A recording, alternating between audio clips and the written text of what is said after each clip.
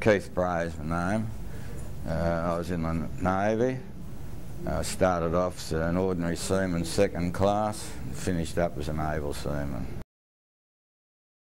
Yes, I was working at the Public Works Department as a clerical assistant. I was also in the naval cadets before I went into the Navy. They were stationed over at Lavender Bay in the old swimming pool sheds and everything, you know. Well, the training was different. We went down to Flinders at HMAS Cerberus down in Melbourne. It's where you all went for your training. And the first day they called out names and said, you stand over there, sort of thing, and said, you're in special service. And we said, what's this special service? And we said, we don't know, but we were told to pick out 100 people and you're in special service. So, I said, so anyhow, I was in S40, my class, S being special, you know. Anyhow, I used to play the drums at school, and I also played them when I was in the Navy Cadets. And naturally I was anxious to get into the Navy band, and they were advertising for drummers. So I went down to apply for it, and they said, do you play? I said, yes, you know, knock them out of tune, yes, oh beauty, you know. What class are you in? I said, S40. Oh, I'm sorry, we can't take any special service. I said, what is this special service? I said, we don't know, but we've just been told we can't take any special service men. Oh well, so that was it. I was really disappointed because I'd love to have got in the Navy band. So anyhow, the first thing we struck was with our PT. And I had been in the YMCA for 3 years before I went there, and very, very fit I was. And this petty officer was giving us all these exercises to do, and I said to him, I said, look, a lot of these exercises you're giving, I said, are too hard for a lot of these people. They've never done it. I said, I have, and it's, you know, just a piece of cake for me, but it's not for these others. Anyhow, he said, look, he said, you people are here for 3 weeks. And I've been told to give you 3 months PT in the 3 weeks you're here. He said, because you're special service. He still didn't know what special service was. So anyhow, that was it. So we had 3 weeks there, mainly doing PT, getting ourselves fit and marching and all that sort of thing, you know. And then we were brought back to Sydney, HMAS Penguin at Balmoral. We were told while we were there that we were waiting on the camp, at Navy camp in Port Stephen at Nelson Bay, and that's where we were going to be trained there. And whilst we were there, Queen Mary came in with troops, and I was one of the ones designated to go on there as a guard. So I spent 4 days on the Queen Mary helping to guard it, you know. And then after I did that, the HMAS Hobart came in, and they sent about a dozen of us onto the HMAS Hobart to clear out any unwanted flammable material out of the ship, which meant a lot of it was getting up all the cork and seal off the decks, which was a dirty, hard job. You had to put kerosene there and a scraper, you know, 'cause it was just like tar. You had to get all that out, and all cupboards and things that were made of wood, pull them all out. And as it turned out, it probably saved that ship, because when it went out from Sydney it was torpedoed.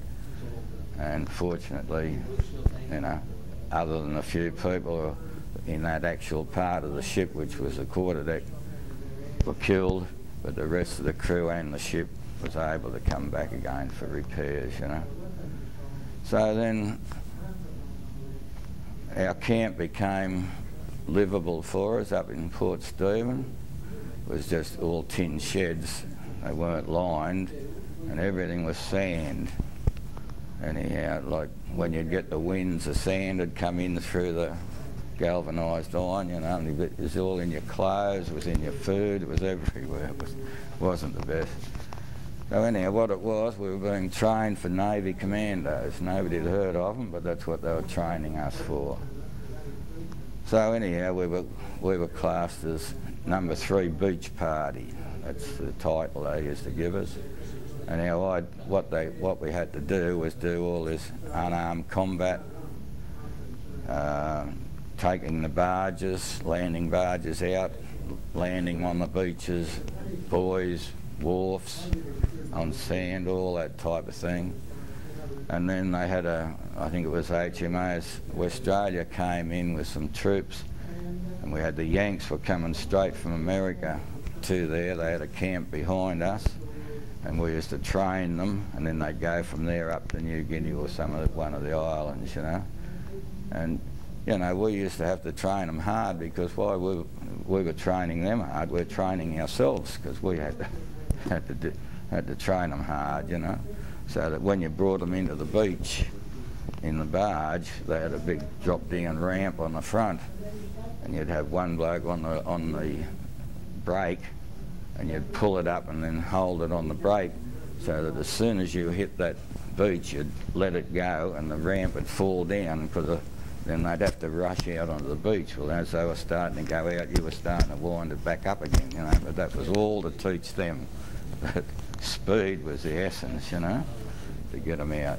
Anyhow, finished up, we spent 4 months there, and at the end of the 4 months, which was the end of our training, they assembled us there one day and they said, well, we don't really need you. So they said, we haven't had any, unknown to me, they had 2 other lots of Navy commandos already in action, and they said, we haven't lost any of them yet, so we don't really need you people. So they turned out, they split us in halves, and 50 of us came back into the Navy as general service. I was one of those, and the other 50 were boats crew. And we pretty near all finished up on the HMAS Kanimbla, which was a landing ship. So I was part of the crew, which, you know, I suppose in hindsight, if anything had have happened to any of the boat's crew, they had another 50 fully trained people on board that could have taken over any of those duties. So that when we were up in the islands, if by any chance when they give us a few hours R&R, and you could take a barge and go over to one of the little atolls and have a bit of a swim or something, I could always walk up there and say, well, I'm ex-assault, so I want to take one of the barges, and that was it. So no problem, I still was able to handle the barges. So that was good. And so anyhow, finished up, that was how part of the crew. We had a crew of about 670, and we also carried about 70 Army personnel who were known as landing ship detachment. They were engineers at sea, and they used to wear a purple colour patch, which was engineers, and a green stripe in the middle of them, which meant at sea, and they came under Navy discipline, which was good for them, because when they'd go ashore with any of us, they always used to be pranksters like Australians are, and they'd take their tie off or something when they'd see the MP coming, and the MP would come over to them and they'd just show them their colour patch and they'd walk away, because they knew that they were come under Navy discipline. And they had it both ways, because our shore patrols, they didn't have a clue who they were. They were Army as far as they were concerned, so they got away with anything they wanted to do ashore like that. But they were a pretty decent mob of blokes, and they were very efficient on their work. They were highly commended by Admiral Barbie for the way that they could load and unload the ship. And as it turned out, we became part of the American 7th Amphibian Fleet, and we were mainly known as USS Kanimbla.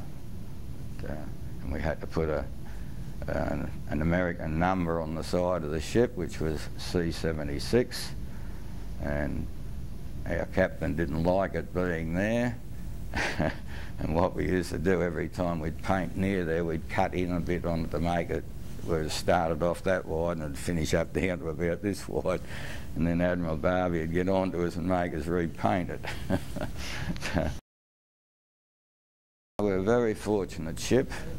We had a Zero came in on us one time when we were near the end of the convoy, and you could always tell what the Zero was going to do. They could only carry 2 100-pound bombs or their cannons and ammunition, so depending on the height they came at you, and knew what they were going to do. I was a guns crew on our ship. I was on the guns, and anyhow we fired at it. Of course we knew it was going to bomb us, and we had drums of high octane fuel on our deck, and he came over us, and as he came over he dropped the bombs, but we just moved a little, and one bomb fell each side of the ship. If it had hit the ship we'd have gone, because we loaded down with that ammunition and petrol. Anyhow, we shot him down. As he came over the top of my head, I could see him limped over in the cockpit, and I watched as he fell into the water, and you could see the bubbles as we went past. But that was it. You don't feel anything about it. You just sort of look and say, oh well, that was it, you know. And then another time we had a torpedo bomber coming at us. Well, you know what they're going to do. They're just skimming on the water, so till they get close enough to sort of release the torpedo, and you're gone. Anyhow, we got him just before he was ready, but shot the wing off him. That was the gun that I was on. So we shot one of the wings off, and as he dropped, he released the torpedo.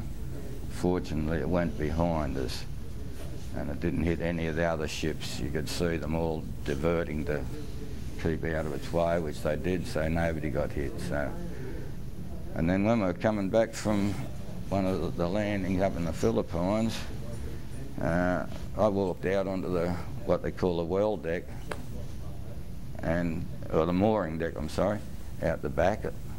Anyhow, I could see this destroyer coming in at us, and the light flashing, and I wonder what's going on. We were only doing about 8 knots at the time, because when you're in a convoy you can only do what the slowest ship can do. You can't go any faster because they can't keep up with you, you know. We could do 22 knots, but anyhow, I thought, well, something's up. Anyhow, the next thing, I could feel the engine going, you know, and we started to pick up speed, and I thought, what's going on here? And the next minute the destroyer's throwing depth charges everywhere. And I'm thinking, oh, the films, you'd seen films about the submarine coming up, you know. So I'm looking to see whether it comes up, but it didn't.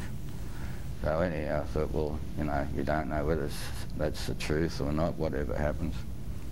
But as it turned out, after the war, one of our ex-crew, because the ship was sold to the Japs, and it was renamed the Oriental Queen, and it was a passenger liner, you know.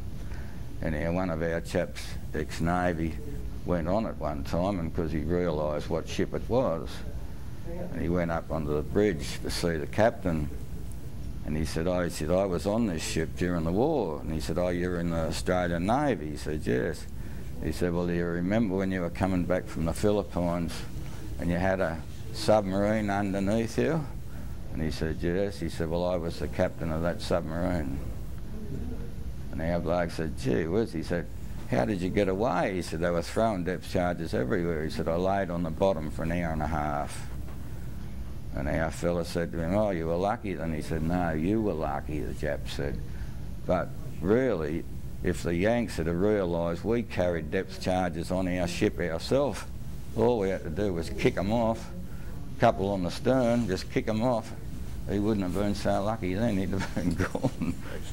Yeah, so, and we did a lot of, like, when you do a landing, you've got to go back to where you were, and we were one of the ships that was always designated to stay later in the night to pick up wounded, because we had a doctor on board and that.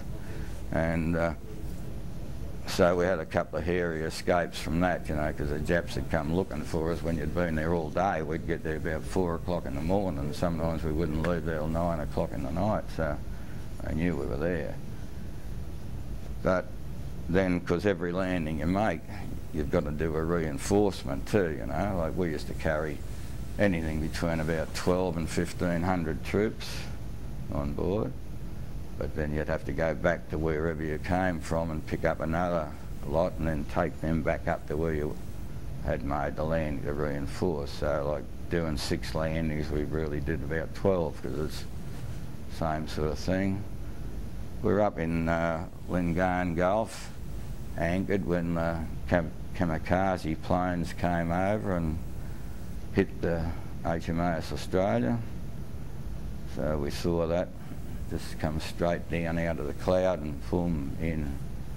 But on the way up there, they got hit with about 19 planes, I think it was, Australia. Got a terrible lot of damage, a lot of lives lost. As I said, we had about 670 crew, and on average, the average age was about 20. And I always remember one night was on watch, a petty officer there, because he's usually older than us, of course, and he said to me, you know what, he said, I hate about this ship? And I said, no, what's that? And he said, all you bloody young blokes, he said, you don't know what fear is, he said, you know. And I said, I was actually glad to get out in the end, because I found that the main trouble with the Navy was that we used to have to work like men, but they treated us like kids, you know, and that was the part that annoyed a lot of us, you know, the pettiness that a lot of the things. I'll give you an instance. On the guns there one day, because while you're on there, you've got to look around everything. You've got a certain section that you're watching. And I looked at my mouthpiece of my phone, it was all dirty, and I'm trying to report something that I could see out on the horizon, and I couldn't get through, they couldn't hear me. So I had to sing out to one of the other guns up above me and tell them, and I took the top off it to wipe it, and it fell over the side. Well, wasn't I in trouble over that? Oh, I was a 5th columnist, I put everybody on the ship's life in danger, and oh my God. So I got 14 days, number 11 they called it, which was 14 days of 2 hours extra work. So that was just one instance. And the dolly of it all was the one where we shot down the torpedo bomber, and I wouldn't be here now if we hadn't it. We got 14 days, number 11 for that, because the officer didn't give the order to shoot. So he came down while I was in sick bay there one time. I got the mumps, and he said, I never liked him at all. And he said to me, I just come down to tell you that you're being mentioned in dispatches. And I said, oh yeah, all right. So he said, I never ever heard any more about it. I never got anything about it. But yes, how he ever became gunnery officer, I wouldn't know, because he was ex-merchant Navy officer. And he wouldn't have had much to do with guns in the merchant Navy. So, you know, main thing that you sort of feel when you're in the Navy, especially on a ship, and I spent 2.5 years on the ship. So during that time, of course, it's like Ray said, you know, everybody on the ship are all look after one another. Most of the ones that were in Sydney, they've all passed on, and one's down in Victoria, which are closer friends to me, but they're getting to the stage now too, where a few of them in homes and that, you know. So I was discharged on the 24th of April, which was the day before Anzac Day, and I proudly marched in my first Anzac Day march the next day. Well, I have until about the last 4 years, and I haven't been able to march. I've had a quadruple bypass. I've had a stent put in, and I've got a pacemaker as well. So I get in one of the cabs now, and I go around in the cabs, and then we go back to the reunion at the Leagues Club in town. We have our meeting there. But it's dropped right off now too. There's only a few of us turning up for that, so I don't know how things are going to go. And the Canimbla is being decommissioned this November, and I'm waiting on my invitation now. I've been told that I've got an invitation to go to it. Yeah. It was a life that I sort of wanted to do, but I'm not sorry I did it, you know. But you know, got hurt while I was doing it. Well, I suppose it'd be when we officially announced that the war was over. We had a few false alarms, you know, and I was working in the petty officers' mess at the time, and I'd been stashing away. We used to get 2 bottles of beer a week in those days, and I was stashing a few of them away in one of the fridges, which was not allowable, but it was. Anyhow, I was the winchman of the captain's boat, which was K1. All the barges had numbers on them, K1 to K25. Well, K1 was the captain's one, and I was the winchman. I was the one that had to lower him down in the water and bring him back and everything. And of course, anywhere where you went and you had to stop for a while, and he had to go and, you know, conferences, all the officers on one of the ships and everything. And if he called out in the middle of the night, you'd have to go and bring his boat back in, you know, and all that. But anyhow, when we found out it was officially over, the war, and so I said, right, so I went to the fridge and I got these bottles of beer out that I'd stashed away, put them on the table, and I said, right, who wants a drink? Help yourselves, you know. So I'm sitting there drinking, and the next minute I hear winchman of K1 close up. That means go up there and be ready to let the captain down in the water. And I said, bugger him. so anyhow, sitting there a bit long and have another drink, and same message, and I said, bugger him. And one of the PAs said to me, are you the winchman of K1? I said, yeah, but bugger him, I'm not going. So I'd say that he went and got somebody else to do it for me, because I never got into trouble over it, which that was my attitude towards it. Anyhow, the war was over. But, when I finished, I went back to the Public Works for a few months. I sort of couldn't settle down in the office, you know. So I was offered a partnership with a chap with a little fruit stall out at Randwick. So I left Public Works and went into that. But anyhow, it didn't last. I sort of weren't doing too good there. So then I went to WD&HO Wills and worked there for a little while. And then for the last 31 years of my working life, I worked in the PMG Australia Post. I finished up leaving here from Miranda Post Office, where I was clerk there.